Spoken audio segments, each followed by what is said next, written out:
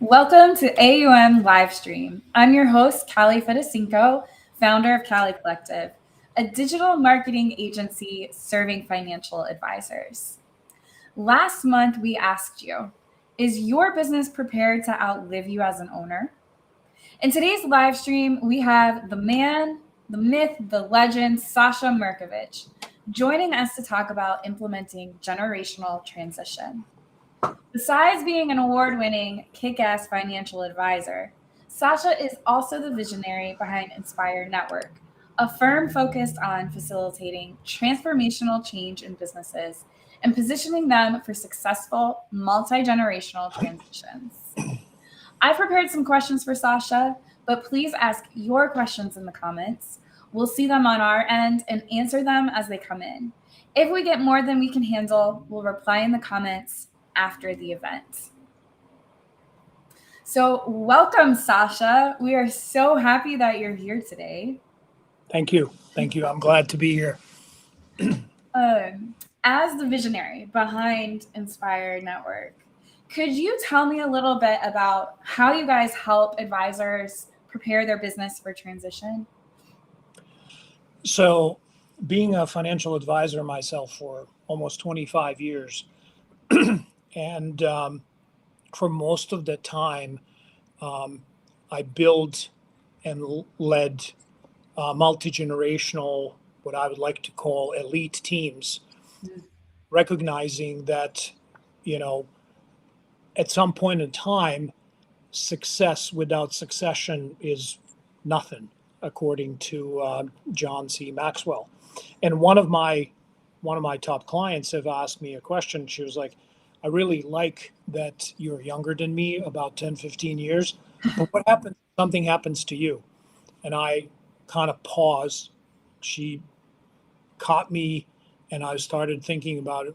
Well, in order for this to be great client experience, it needs to have multi-generational aspect. So in short, my immediate reaction was at any point in time, if you're working to build a business that will outlive you, you need to have multiple generations of people working in a business. So at 56, I'm a founder. I'm also a visionary, but I work with people in their 50s, in their 40s, in their 30s, and in their 20s. At any point in time, we have people in all of those generations in our business. And as we build the business, especially in wealth management, where more and more is about client experience, solving problems for people across multiple generations, and less this transactional asset management, selling the products type of stuff. So right. I'll pull in as an open-ended question. I could probably talk for an hour. That's great. I love that, you created this out of your experience. So it's not, you went through it and you kind of developed something through that. I find that a lot of advisors don't think about their business, in particular their marketing, outliving their work life until they're ready to retire. In your opinion, why should an advisor care about preparing his business for transition if he's not ready to retire? Like, what benefit is there in doing it today and not tomorrow? So there's a statistics that blew my mind as I was tackling with the problem here. And the statistics in financial services industry, 90% of financial advisors will take their business to the grave with them, which kind of blew my mind. That is crazy. It is crazy. And a lot of the reasons why that is because most of us come into financial planning because we like financial planning, we like to help people, and many of us are not sort of leadership inclined type of people. We want to work on a technical aspect of the business. I happen to be a guy that, is a leader that was willing to take sales positions Yeah. that happened to be in financial planning until leadership positions became available for myself. And I was a leader and I built my own business. Yeah. And as I was looking at that, I did broader research, and in all small businesses across the United States in early this century, 70% of all family businesses fail when there's a generation 1 to generation 2 transition. Wow. 70%. I mean, that's 70%. huge. It's huge. And a lot of that is based on problems with lack of clear vision, lack of trust, Yeah. inadequately prepared heirs, poor communication, because we're all focused on this now situation. Yeah. So when you think about this, when I work with advisors and other business owners to think about beyond today, Yeah. I asked them to think about in 10 years. The 10 year, it's going to be 2033. How old are you going to be? How old are your kids going to be? What is the reality of 2033 going to be? And then we sort of work backwards. What needs to happen for the ideal life to happen in 2033? And this is how I think more and more people are starting to think about. And when they go backwards and they're like, well, I care about my clients. I care about the relationships that I've built. There's the in a world of business, intrinsic value of our businesses are based on trust that we've built with those clients. Yeah. And marketing is an important part because that trust can be built into a brand and we know brand is how you transition that trust to a team and over a generational. Yeah. So the big benefit of that obviously is taking care of clients beyond just yourself. Yeah. The other part of that is, I'm 55, 56. Yeah. I will probably never retire because I absolutely love what I do.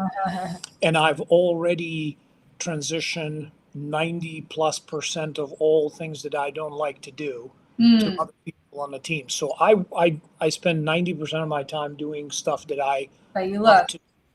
Yeah. And that is a huge benefit. And the last benefit is, the multiple of what I think my business is worth over time is going to be significantly higher Yes. as we transition over time. So those are the three big ones. Why should you think about transition now, not like 6 months from now, I'm retired and I'm done. Right. You mentioned the marketing piece and building the brand. And that's a great point. And when I talk to advisors about showing someone as a senior leader on their team in their marketing. So for example, having someone else on your team be the speaker on a video that you're releasing. I experience a lot of resistance. Sometimes it's because the advisor fears what's going to happen if that person leaves. But usually it seems like the resistance is the idea of promoting someone else as a central figure. And I'm sure in what you do, you've come across a lot of this in your business. So what advice would you have for someone who's struggling with relinquishing the spotlight and authority that they currently have in order to facilitate that kind of transition? I think that's a very, very good point. And as you know, we've done a lot of videos of highlighting various different team members on our so forth. And let me just begin by saying the people that we produce videos about are likely going to be here with us for a long period of time. And we're not just willy-nilly producing videos here and there. I think the biggest part of that is founders need to think of themselves in a sort of one or two visuals. Up until about 10 years ago, I had the first visual in my head where my name was on a shingle and I was on the top and everybody else was sort of supporting me. Right. Yeah. I was thinking about that as like, how does this transition beyond generations? Well, I'm gone. Right.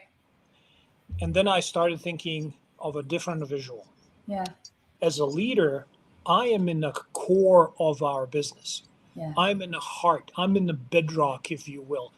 And what I do is I build an elite team of rock stars around me. And we changed our name. We changed our branding, so it's not my name. It's a team's name. We built what we call Credo card, which is our own Declaration of Independence. It is the purpose statement that is client facing, that is built around the type of experience that people should experience or expect when they work with us. Much like Ritz-Carlton Credo card, and we actually modeled ours based on Ritz-Carlton and some other great examples.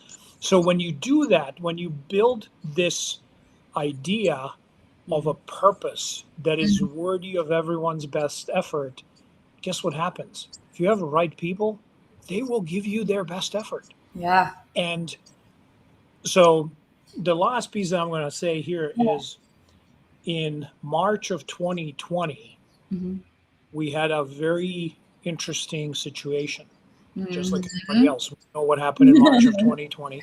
World shut down, markets were in turmoil, and my team went remote. Yeah. And because of the leadership rituals and things that we've built, we did not skip a beat. We had a phenomenal year, incredible client experience, incredible growth. Yeah. And it is through the first 4 or 5 months of pandemic that we realized we are actually a virtual team that serves clients across generations, across the country. We serve clients in 30 something states, and producing videos about next generation advisors creates an opportunity for your clients to get to know the person in the call with me. So those are some of the components. And, honestly, one of the biggest parts is like, I don't go into client visits alone ever, because I'm there to provide advice, to manage relationship, and my team members are pretty much doing everything else and supporting. So clients are starting to realize that, hey, there's a team behind the whole situation. Not a one-man band. Absolutely. Yeah. That's great. And you said something there that prompted a question. Of course, it's, left me, as happens. Yeah. And like, just to make, this point a little bit more clear, one of the key components of developing multi-generational teams, elite teams, is this notion of apprenticeship. You have rock stars that are coming out of college or early in their careers. They want to have career in financial services industry. Average age of financial advisor is north of 60 years old, and has gone up every year by 1 year in last decade. What does that mean? There's no young people coming to sort of like, and when you think about it, I believe our business is probably one of the best businesses that you can be in. Yeah.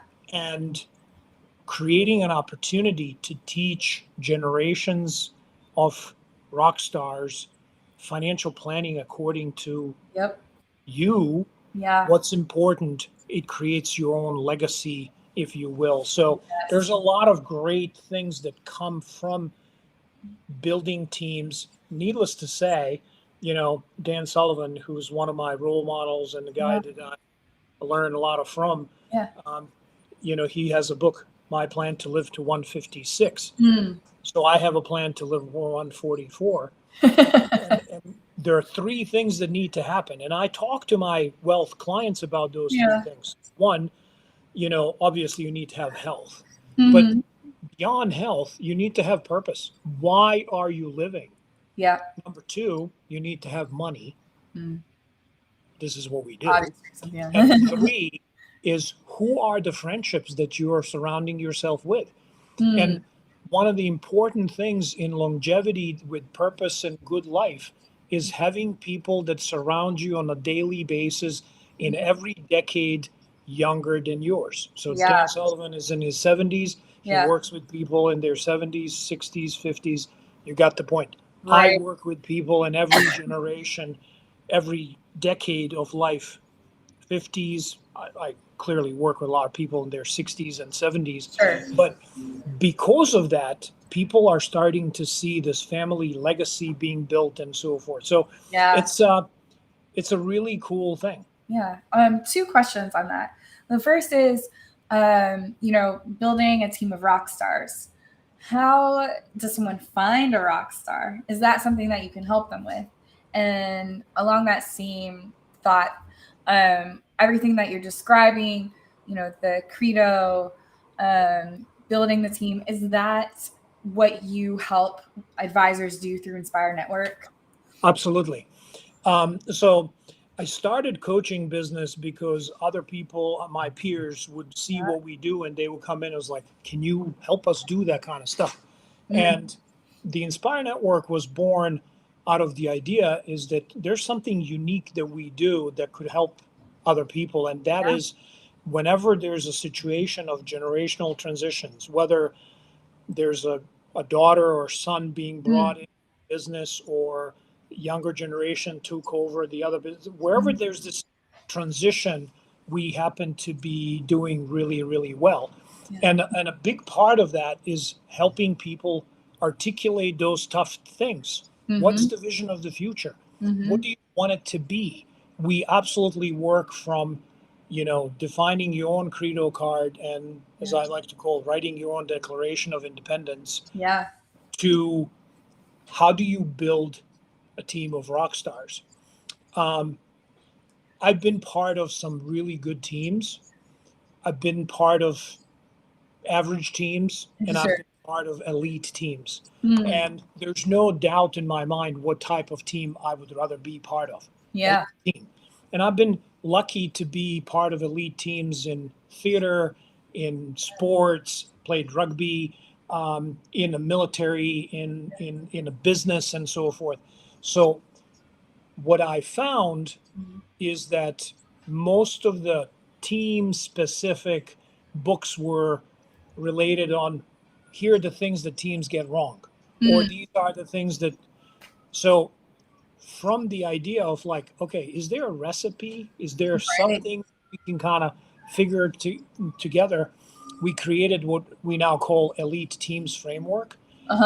The 7 components that I found all elite teams that I study have, and tested that in my own wealth management business and other businesses that I coach. And having purpose that is worthy of everybody's best efforts beyond today and now, and profit. Profit is not a purpose, it is a result.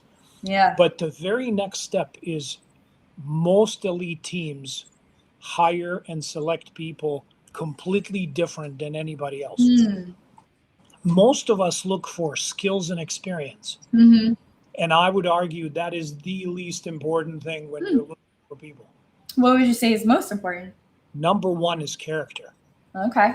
Yeah. You want people that will never be too big to get small things done. Yes. We call them a rock stars. People that are authentic. They have their own, I'd like to think chip on the shoulder, something to prove themselves and others. They're unique in a certain ways, whether they're athletes or leaders or whatever they can be. They have humility. Yeah. They have a burning desire to be better. They constantly want to learn more, and they thrive in an environment where they will expose to new things, make mistakes, learn from them, that sort of thing. They have resilience, especially under pressure. And a big part of Yeah. Where a lot of advisors, I'm afraid, are moving to is away from the pressure. Well, Mm. that's not how you build elite team. Mm-hmm. Pressure is where elite teams thrive. Mm. And we live in an environment that is constantly changing. Pressure is everywhere. And Yeah. then the last piece for me is people that are willing to sacrifice themselves for the team. Yeah. And we've actually developed a very specific selection, Yeah. interview questions and so forth. We develop something that is inspired by Ray Dalio and Mm. Adam Green, built baseball cards for all of the coaching clients, Oh, I current love team that. members, Mm. and future ones. And a baseball card is sort of like a general idea to show what are the values of a person and Mm-hmm.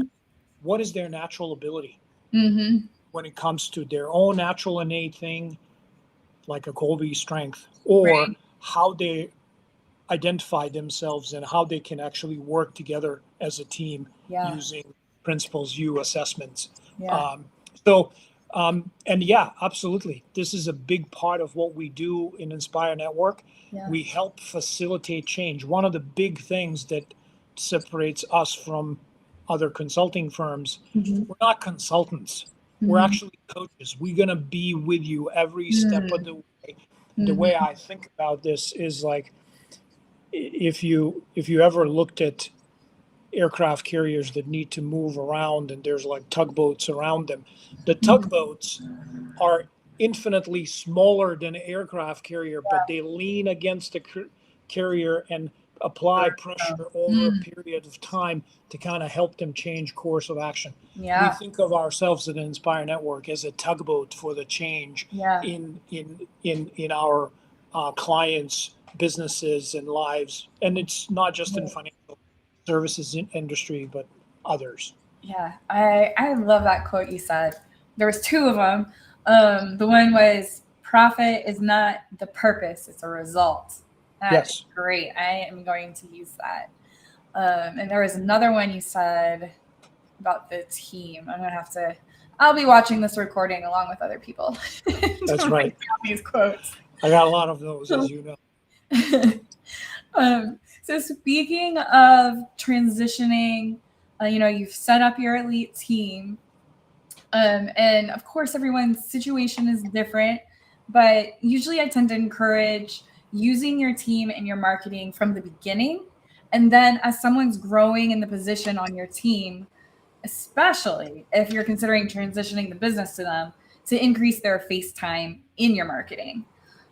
So as you've coached advisors through transitions, have you found that there is an ideal time to introduce them or make them a player in their marketing? Yes. So, when I think about marketing, I think about communicating the message, bless you, communicating the message of your credo card. And Yeah. for us, we inspire confidence, simplify life, reduce stress. That is our purpose. We do that through collaborative advice, experience, and all the other stuff. So all of your marketing starts from your why. Mm-hmm. And there are various different ways you can say that. Those are like, I'd like to, when I talk to clients, I coach them about you're building the mosaic of your team. Mm-hmm. Every message is a little square that goes into the mosaic and you're putting it all together and so forth. So you're building that mosaic. Some of them are, practical things. Some of them are personal things. Some of them are highlights of a key team members.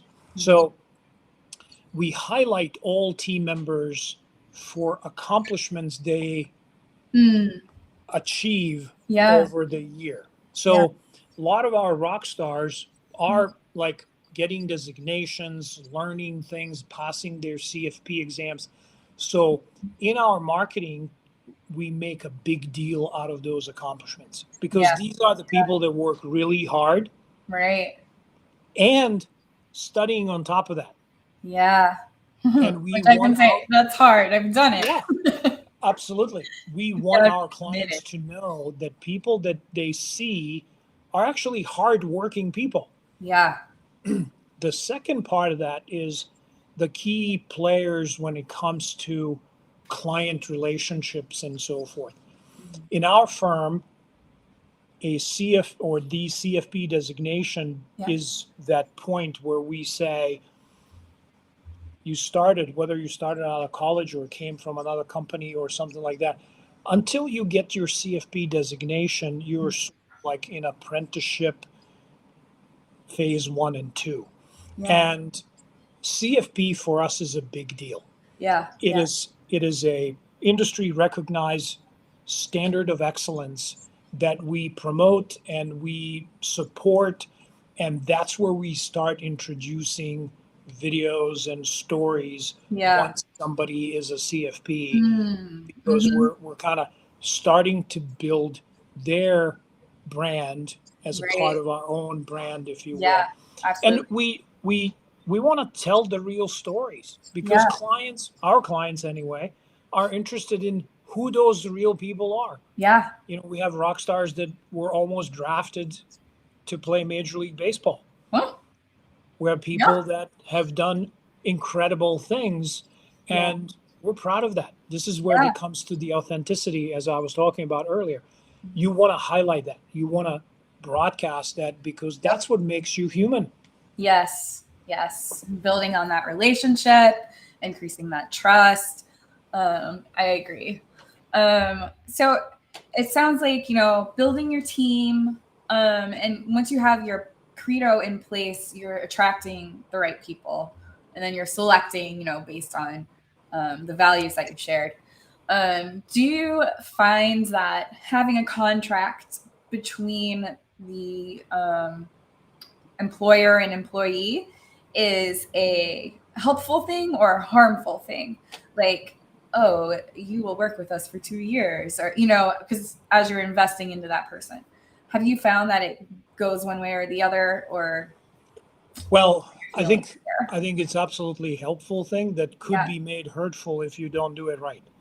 So we start with the anticipation that every rock star that works on our team will be able to express themselves in their unique genius and grow. One of the biggest things for us is, when we measure results, there are 3 things that we measure. 1, your clients and people need to love you. Peers need to respect you. And you need to be able to get what you want for yourself. So if you have a team of rock stars that are continuously getting what they want for themselves, and you pay them appropriately, why would they ever leave? So we basically, through our contracts, emphasize that they're part of the elite team because of the purpose and opportunity to grow and all the other stuff. And of course, there are legal and other things that you need to have. But on the flip side of that, if somebody is giving their life for your business, and they want to move, that's fair. I have nothing other than respect and duty to help them get what they want for themselves. We had a rock star who put his life on hold to help us through a major transition 5-6 years ago. And a year later, he was like, I was going to leave, but I couldn't leave you in this kind of situation, but I want to go and live somewhere else. And we did everything we could to help him get what he wanted for himself. So when you're developing leaders, when you're developing rock stars, occasionally those things will happen. And because they're part of who you are and your team, I'd like to think that they will take piece of us wherever they go, and they will be piece of our team because of the contribution they will put in. So to me, when I think about talent, I think about it as like, New Zealand All Blacks are one of my favorite elite teams. Once you're an All Black, you're always an All Black. Once you're a Navy SEAL, you're always a Navy SEAL. Once you are part of ICG Inspire Network, you're always You're always rock part star. of it. Mm-hmm. Yeah. So it's thinking beyond transactional, beyond just today, here and now type of thing. Yeah, I love that. We are out of time. We're 1 minute over. Because this has been a great conversation, Sasha. Thank you for sharing. Thank you. And thank you for everyone who joined us. If you happen to ask a question that we didn't get to, we will be responding to your comments on social media. You can, of course, also email us at info@calicollective.com, which is shown below. If you want to find out more about what Sasha and Inspire Network team do and how they can help you prepare your business for a successful transition, you can reach him at the above QR code that will send you to his contact page. And I'm missing part. And then, of course, join us next month to hear more about influence marketing using podcasting with Matt Halloran from Proudmouth. And be sure to sign up as a Savvy advisor on our website. Go to calicollective.com/get-savvy. So thank you, everyone. And thank you, Sasha. This was really inspiring. And I'm going to use that quote. It's profit is not the purpose, it's the result. Thank you, Callie. Thank you for your collaboration. And you didn't ask me to say that, but if you're looking for a marketing agency that will help you do all the stuff that I'm talking about, she's your girl. I appreciate that. Thank you. Thank you. Bye, everyone.